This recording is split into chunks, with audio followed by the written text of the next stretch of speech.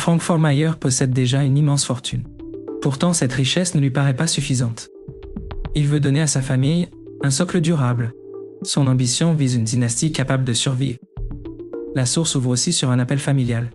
Cette voix insiste sur la force de l'unité. Puis le récit revient au XVIIIe siècle. La famille commence son ascension à Francfort.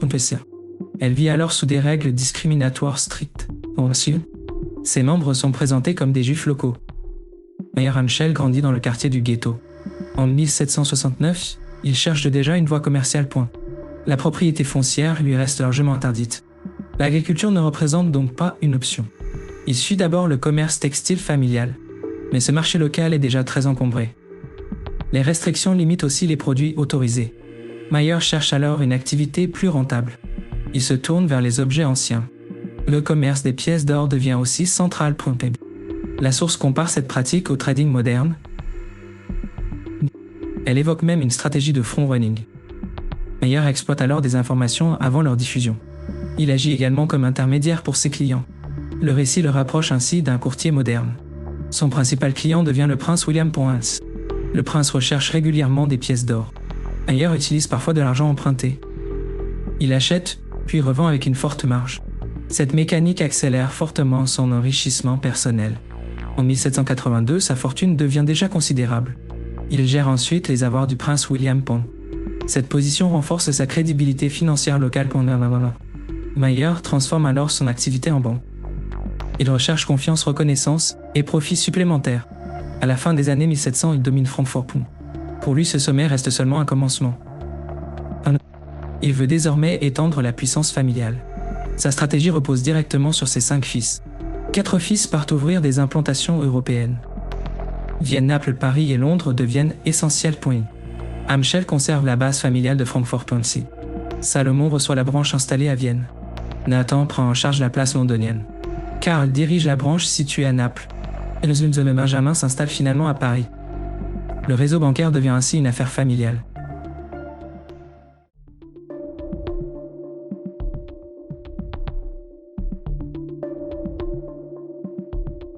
Au début des années 1800, Londres change rapidement. La Grande-Bretagne domine alors les échanges mondiaux. Sa puissance navale accompagne une économie industrielle croissante. Londres devient aussi un centre financier majeur. Nathan Rothschild arrive précisément dans ce contexte. Son père l'envoie développer la branche londonienne. Nathan veut prouver sa valeur à la famille. La source le décrit ambitieux, compétitif et impulsif. Il reçoit un capital initial de 20 000 livres. Nathan commence par exploiter le secteur textile. Il combine matières premières, teintures et produits finis. Cette organisation lui procure plusieurs marges simultanées. Il fournit d'abord les ateliers en matière, puis il rachète leur production à bas prix. Il revend ensuite moins cher que ses concurrents. Son capital passe rapidement de 20 000 livres. La source annonce ensuite environ 60 000 livres. Elle décrit cette progression comme extrêmement rapide. Nathan s'engage aussi dans des activités clandestines. Le récit mentionne contrebande textile et métaux précieux. En 1808, sa réputation commerciale paraît déjà solide. Ses ventes atteignent ensuite des montants considérables. La source évoque environ 800 000 livres. Nathan dispose alors de moyens bancaires importants. Il veut dépasser la banque paternelle de Francfort. Mais Mayer tombe gravement malade en 1812. Il meurt avant les plus grands succès londoniens. Son testament place la famille avant tout. Cette règle devient un principe de continuité. Les fils poursuivent donc les établissements déjà créés. Au même moment, l'Europe entre dans les guerres. Plusieurs États subissent de lourdes tensions économiques. La source souligne pourtant la résilience britannique et pointilleuse. En 1814, Wellington prépare encore la guerre. Son armée doit obtenir des moyens de paiement français. Nathan comprend immédiatement l'intérêt de cette demande. Il repère aussi l'or de l'East India Company. La source chiffre cet or à 800 000 livres. Nathan l'achète après une négociation avantageuse. Il anticipe ensuite les besoins de Wellington. La couronne lui demande finalement cet or. Elle lui demande aussi son transfert vers la France. L'opération confirme le pari commercial de Nathan. La guerre ouvre ensuite un marché monétaire immense. Les Rothschild développent leurs services de change. La source évoque des commissions atteignant parfois 8%. Mais l'information rapide devient encore plus rentable par Silverstein. Le réseau transmet des nouvelles avant ses concurrents.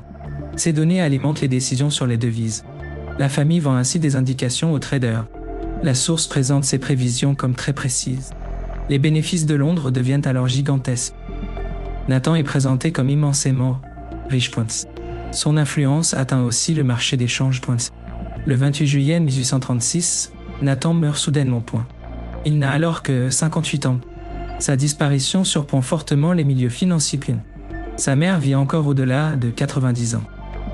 La presse européenne couvre largement cette mort. La source souligne son influence économique exceptionnelle. Le marché des changes ressent directement son absence. Pourtant, le système familial continue sans Nathan. Les banques Rothschild poursuivent même leur développement.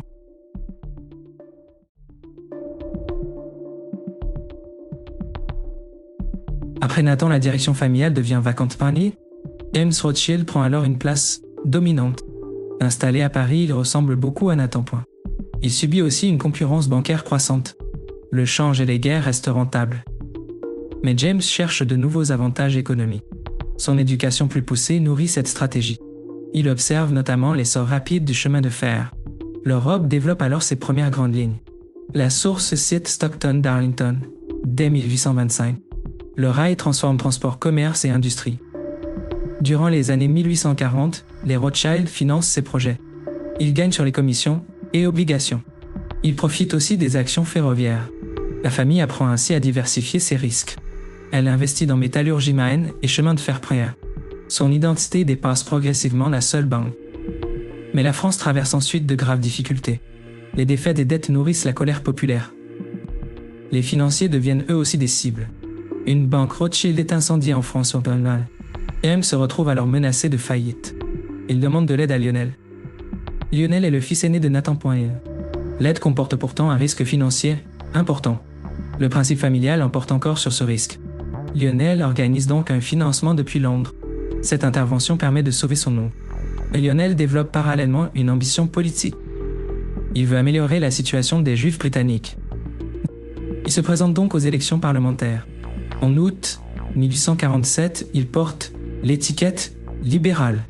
Lionel est bien élu par les électeurs. Mais son serment parlementaire provoque un blocage. Il refuse la formule religieuse qui lui est imposée. Le débat se poursuit encore plusieurs mois. La règle est finalement modifiée l'année suivante. Lionel peut alors occuper son siège. Pendant ce temps, James vieillit progressivement. Lionel prend davantage de responsabilités familiales. Il se prépare à succéder à son père. Mais l'environnement bancaire a déjà profondément changé.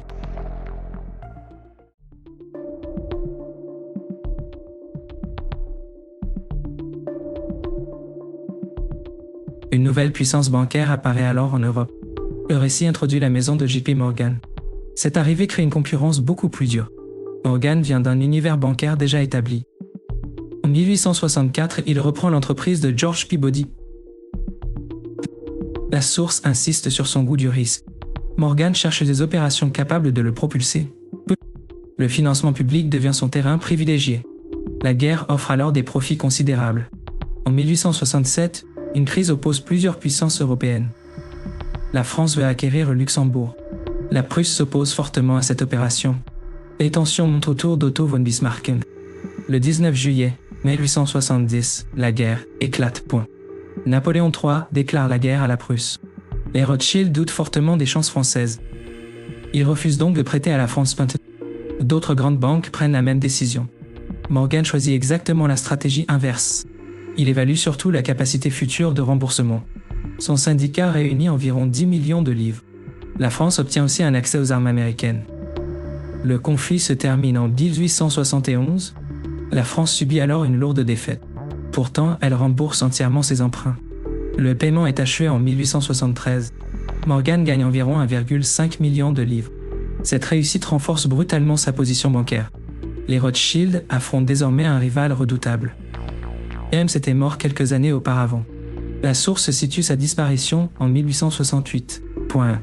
Lionel cherche donc un nouvel équilibre familial. Il veut restaurer cohésion, influence et statut. Le capital commence à partir davantage hors Europe. La source cite 37% vers l'Égypte. Elle mentionne aussi le financement ferroviaire indien. Lionel regarde ensuite vers les États-Unis. L'Amérique connaît une croissance industrielle spectaculaire. Les chemins de fer transcontinentaux accélèrent cette transformation. Vanderbilt domine le rail selon le récit. Carnegie devient une figure majeure de l'acier. Rockefeller s'impose bientôt dans le pétrole. La famille avait auparavant sous-estimé l'Amérique. Elle commence maintenant à voir ses opportunités. Mais cette expansion connaît aussi des ruptures brutales. Le 9 mai 1893 survient une panique épointée. La source l'associe au surdéveloppement ferroviaire. L'économie américaine entre dans une crise sévère. Grover Cleveland veut préserver l'étalon or. Il refuse les politiques budgétaires plus expansives. Les réserves d'or gouvernementales diminuent dangereusement. Cleveland cherche alors une aide bancaire majeure. Junius Morgan devait fournir une partie du soutien. Mais Junius meurt dans un accident. Et Morgan prend donc la tête familiale. Il ne veut pas voir Washington s'effondrer. Morgan cherche une source massive d'or. Il pense immédiatement aux Rothschild européens. La famille investit depuis longtemps dans les mines Poincier. Le récit mentionne surtout l'or et l'argent. Morgan émet alors 65 millions de dollars. Ces obligations servent à financer une négociation. Il achète 3,5 millions d'onces d'or. Cet or est destiné au gouvernement fédéral. Morgan et Rothschild coopèrent donc directement. Leur émission obligataire attire fortement les investisseurs. La source affirme une vente en 30 minutes. L'opération renforce la confiance dans les États-Unis. Elle étend aussi la présence américaine des Rothschild. Leur réseau devient encore plus international. Pendant ce temps, l'Europe se tend dangereusement. Les rivalités militaires et alliances se multiplient. La guerre menace bientôt les anciennes puissances. Pour les Rothschild, elle représente encore une opportunité.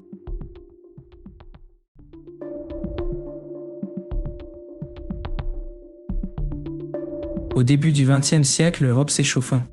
Les rivalités entre États deviennent de plus en plus fortes. À Londres, Natty Rothschild dirige la banque familiale. Il encourage le gouvernement à renforcer sa marine. La source présente aussi ce choix comme commercial. Les prêts militaires peuvent produire d'importants bénéfices. Mais la crise dépasse bientôt ses calculs. Le 28 juin 1914, François Ferdinand est assassiné. Son épouse meurt également dans l'attentat Pente. Le meurtre a lieu à Sarajevo. La source nomme Gavrilo Princip comme tireur. Elle le relie au mouvement Jeune Bosnie. L'attentat provoque rapidement une crise diplomatique. L'Autriche-Hongrie entre en conflit avec la Serbie. Les alliances entraînent bientôt d'autres puissances. La Première Guerre mondiale éclate alors en Europe. La source évoque environ 10 millions de soldats morts. Elle ajoute environ 7 millions de civils. Les différentes branches Rothschild sont désormais séparées. Certaines vivent même dans des pays opposés. La famille cherche néanmoins à préserver ses intérêts. Elle participe encore au financement de guerre. Ces opérations apportent aussi des bénéfices importants. Mais JP Morgan capte une large partie. Sa banque finance notamment le gouvernement américain. Elle mobilise aussi les obligations de guerre. Les alliés européens reçoivent également des prêts. Après 1918, l'équilibre familial se fragilise. En 1935, le Jewish Chronicle s'interroge. Le journal annonce un déclin de l'influence. La source relie cela aux générations suivantes. Plusieurs héritiers talentueux quittent l'activité bancaire. Les branches deviennent aussi plus autonomes nationalement. La cohésion construite par Mayer s'affaiblit. Dans le même temps, l'antisémitisme progresse en Europe. Les Rothschild deviennent des cibles particulièrement visibles. L'Allemagne connaît une crise profonde après 1918. Hitler exploite ensuite cette colère économique. Son arrivée au pouvoir menace la branche de Francfort. En 1939, une nouvelle guerre européenne commence. Au printemps 1940, l'armée allemande avance rapidement. Le Danemark et la Norvège tombent.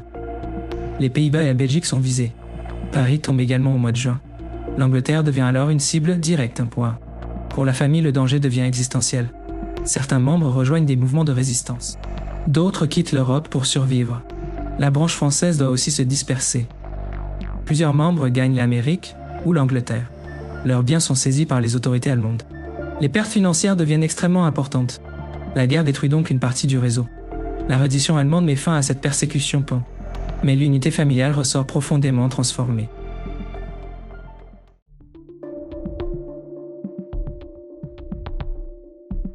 Après la guerre, l'Europe se stabilise progressivement. Les persécutions antisémites reculent selon la source. Mais la famille reste dispersée et divisée. La branche londonienne choisit donc sa propre direction. Henry Rothschild & Sons Limited devient son sang.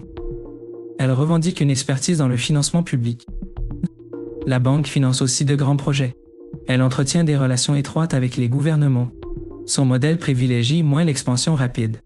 Il ressemble davantage à un club privé. La discrétion protège aussi cette relation avec les élites.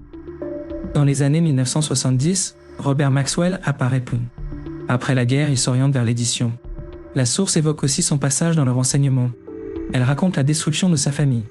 Maxwell a connu une enfance marquée par la pauvreté. Il veut ensuite bâtir un empire médiatique. Il prend le contrôle de plusieurs maisons britanniques. Pergamon Press figure parmi ses acquisitions. Le Mirror Group rejoint également son ensemble. Maxwell cherche alors des financements très importants. Il se tourne notamment vers les Rothschild.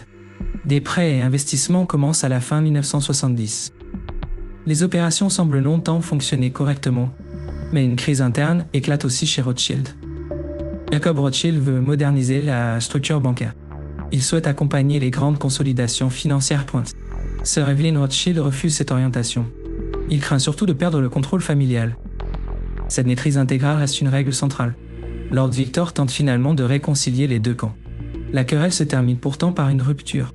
Jacob et Lord Victor quittent alors la société. Une crise bien plus grave arrive ensuite. En 1991, Robert Maxwell disparaît de son yacht. Il est retrouvé mort en mer. La source présente plusieurs hypothèses sur cette mort. Elle mentionne accident ou geste volontaire. Sa disparition révèle surtout un scandale financier impliqué. Maxwell aurait détourné des fonds de pension. La source parle de centaines de millions. Ces sommes soutenaient son entreprise et son train de vie.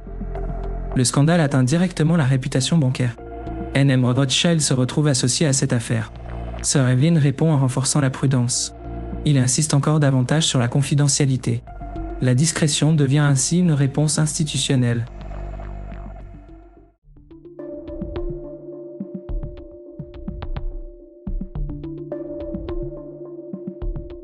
La source conduit ensuite le récit jusqu'en 2023. Elle décrit des activités bien au-delà de la banque. Elle cite la banque d'investissement et la gestion. Elle mentionne aussi actifs privés et philanthropie. Les anciennes branches européennes ont donc beaucoup changé. Paris, Vienne, Francfort, Londres et Naples formaient l'origine. Ce réseau a ensuite suivi les transformations financières. La source rattache cette continuité à Mayer Amschel. Il avait transmis des principes précis à ses fils. Amschel Salomon, Nathan, Carl et James réussissent rapidement. Le récit rappelle aussi leur titre de noblesse. La priorité familiale reste leur règle essentielle. Cette logique influence même les mariages des générations suivantes. Plusieurs héritiers épousent alors leurs propres cousins. La source donne plusieurs exemples de ces unions. Anselm épouse notamment sa cousine Charlotte. Lionel épouse aussi une fille de Karl. Amschel constitue toutefois une exception majeure. Il ne se marie pas et reste sans enfant. À sa mort, Francfort doit donc changer d'héritier. 2 fils de Karl reprennent cette branche. Un autre fils reçoit la branche de Naples. Mais ces lignées restent ensuite sans descendants. Naples et Francfort finissent donc par fermer. La 4e génération choisit davantage ses propres chemins. Certains préfèrent l'art, l'architecture ou la politique quintine. À Vienne, Albert reprend pourtant la banque. Il épouse Bettina issue d'une autre branche. Leur fils Louis reçoit ensuite cette position. Mais 3 crises finissent par ruiner cette banque. La source cite notamment la crise viennoise. Elle évoque aussi les saisies nazies. Après la guerre, Londres et Paris restent centrales. À Paris, James transmet son héritage à 4 fils. L'un d'eux meurt jeune aux États-Unis. Il voulait y créer une nouvelle branche. Le récit aborde ensuite des affirmations très sensibles. Il les présente comme des rumeurs ou positions internes. La source évoque une influence géopolitique supposée. Elle parle aussi du mouvement sioniste historique. Edmond de Rothschild est décrit comme soutien précoce. La source lui attribue des achats de terres ottomanes PC. Elle lui attribue aussi le financement de colonies juives. Son fils James reprend ensuite certains financements. Le récit relie ses fonds au bâtiment de la Knesset. Ces affirmations restent ici attribuées à la source. Parallèlement, Alphonse dirige la banque parisienne. Le récit arrive ensuite à David de Rothschild. Il est présenté comme membre de 6e génération. La source le place à la tête familiale. Elle mentionne aussi Alexandre comme héritier désigné. Le récit revient ensuite à la branche de Nathan. Nathan est présenté sous un angle humanitaire. La source lui attribue un soutien contre l'esclavage. Elle évoque des millions de livres engagés. Ses fils Lionel et Mayer entrent en politique. Ils cherchent, selon le récit, des réformes sociales. Nathaniel poursuit aussi une carrière politique. Il hérite en même temps d'activités familiales. La source le relie au financement de Cecil Rhodes. Elle mentionne également l'entreprise diamantifère de Beers. Walter Rothschild hérite ensuite de cette influence. Le récit l'associe au projet de foyer juif. Cette orientation ne fait pas consensus familialement parlé. Un autre Lionel de Rothschild s'y oppose fortement. La source évoque une organisation juive britannique opposée. Les divergences internes restent donc nombreuses. Elle ne provoque pourtant pas la disparition familiale. Après 6 générations, la famille demeure influente. Les mariages entre cousins ont désormais cessé. Les alliances se font avec d'autres familles puissantes. La source cite notamment Hilton et Goldsmith. Elle mentionne aussi des personnalités reconnues internationalement. Mais un principe reste présenté comme intangible. Le contrôle ultime doit rester chez les descendants. Ainsi, la fortune devient surtout une continuité organisée. Le récit se termine sur cette transmission familiale.